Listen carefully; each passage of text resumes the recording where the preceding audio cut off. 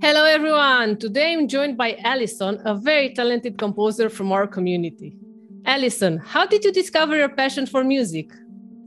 So that's a tricky one because I don't actually remember when I first started music, but what I've been told from my mother. So apparently when I was about, I had delayed speech, so I couldn't speak until I was about three and a half. And when my mother used to take my brother to his friend's house, they used to have a piano there. And I was always apparently playing on the piano. And then my parents got me a little toy piano, which is like an 8-key kind of thing. And I was playing on it religiously, like all of the time. Through play school or playgroup, I was playing on the piano, didn't really want to talk to people or make any friends. And yeah, so from then I was just obsessed with this piano. And then I got into composing probably about nine years old. I was composing. And then, yeah, I've just been playing it ever since. But I suppose as a child, you think, I could never be a composer, you know, like, well, people are builders or like in admin or something. So I always thought, oh, it was never be possible. But I kept doing it anyway. And then I kind of got into songwriting, and then I was performing and all of that. And it always just comes back to composing. So here I am. That's a great story. Yeah. You're also very talented at it. Oh, thank you. Thank you. How did mentoring impact your creative process? Yeah, so that massively helped. I was lucky enough to get in touch with two mentors, actually. One being an already established composer. And it was so good because what you hear isn't always what other people hear. And what you listen to, you think, I'm not sure if that's quite right, or you think, oh, that sounds good to me. But then it's so useful having somebody to come along and critique everything that you do and say, you know, you need to do this, you need to do that, you need to do that. And, you know, and it kind of toughens you up in a way, because you learn to take criticism. You learn to like refine your craft and try and get better all the time. And yeah, I guess that's what I'm trying to do, just always get better. And every day I'm trying to get better. That's like my main thing. That's a very productive mindset. I hope so.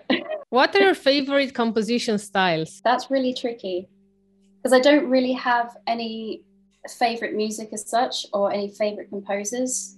I listen to everything and take bits from everything. So even like, you know, funk music or disco music, there's some really cool arrangements in there that you can use in, I don't know, classical pieces.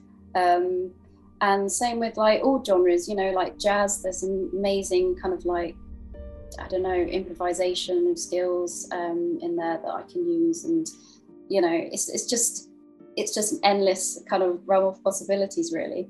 And that's what I try to do, just listen to a varied sort of amount of music in different genres and just see if I can take bits and incorporate them into my own style. What was the hardest part about being a composer? Probably the self-doubt. I doubt myself a lot. Yeah, I'm never really satisfied with every piece I do.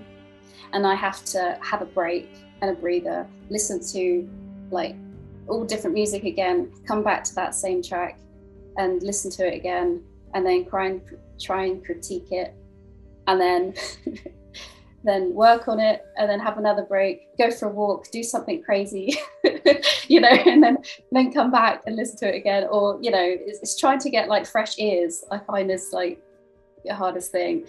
And then thinking, oh, I don't know if that's good enough, and then not sure, and then I can't always like send it to people to see what they think all of the time. So sometimes I am on my own, and I think I have to kind of do it myself or learn to do it myself. Basically, you're your hardest critic.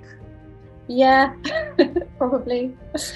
Yeah, but I wouldn't mind somebody being harder on me. Like, I'm up for that as well. How do you motivate yourself to keep going when you feel like it's not good enough or you can do better? I'm obsessed with it, I think. I'm obsessed with composing. And if a track isn't good enough and I've done as much as I can to it, I'll just think, right, the next track's going to be my best the best track I've ever done. I mean, obviously that's like probably unrealistic, but it's just kind of like, it's almost like a mantra to try and get me to do better the next track, you see what I mean? So it kind of motivates me a little bit. That's a good strategy, actually. It's tough sometimes where I really do feel like, you know, am I on the right path here? Am I actually, you know, am I doing the right thing? But it's just I feel, it sounds pretentious, but it feels like ingrained in me, like to compose music, because I've done it like all my life. So I feel like I don't know, I just have to keep going, sort of thing. What advice would you give to others who are just starting? I would say listen. I think that's probably the key word. I think we all sort of like hear music and we hear sounds, but listening, you know, like I don't know, you play a track and you try to pick out what instruments has that composer used, or, you know, what instruments can I hear? And I think actually training your ear and like writing the instrument down, because sometimes that's what I do. I literally just kind of like listen to music and I try and pick out all of the instruments and then kind of isolate the parts in my head. So I think that kind of helps you develop your ear, and also notice where to put the instruments, if you see what I mean. You know, like a tuba, for instance, would just sort of like hardly plays that many notes at all. It's just like a bass, and it's quite simple. And it's like a whole orchestra plays. Like individually, they play kind of like some complex parts, some very simple ones, but together it creates a whole tapestry of color, and you know. Alison, thank you very much for your insight from today, and looking forward to see more of your work. Thank you so much. Honestly, thank you. It's been a pleasure.